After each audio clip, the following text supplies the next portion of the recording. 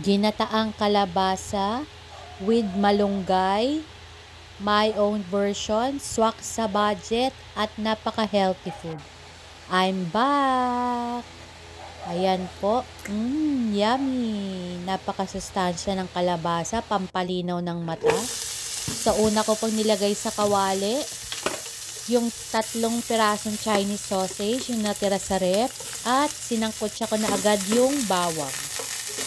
Hinalo-halo ko lang po yung bawang hanggang lumabas yung aroma niya, and isinunod ko na po agad yung sibuyas. Ayan po, mekos-mekos lang po ng konti, at maya-maya po isinunod ko na yung kamatis. 3 pirasong kamatis, ayan po, para manamis-namis ang luto. So hinalo-halo ko lang po mabuti hanggang lumambot yung kamatis.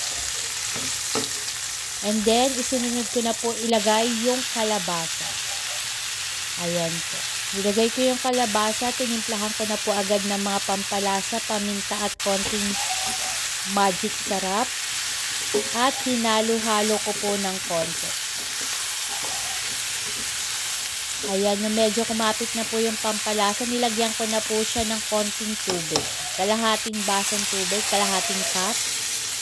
Ayan po. At pinalambot ko siya for about mga 5 minutes. Mabilis naman po lumambot ang kalabasa. 5 minutes lang po, okay na. Ayan yung itsura niya. Nung after 5 minutes, malambot na yung kalabasa. Isinunod ko na po agad yung sitaw. Hinalo-halo ko lang po mabuti at dinagdagan ko pa ng konting tubig.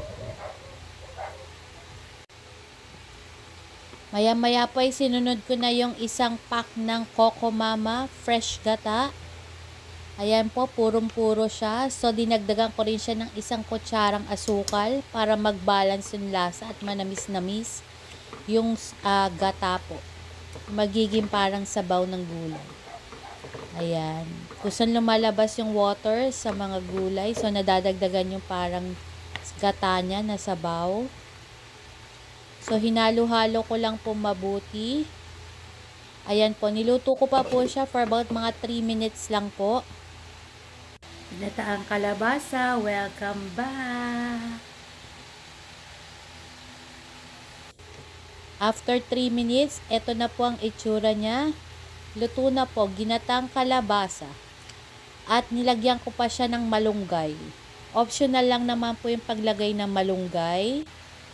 Pero bago yan, tinikman ko muna kung okay na yung lasa niya. Okay na po.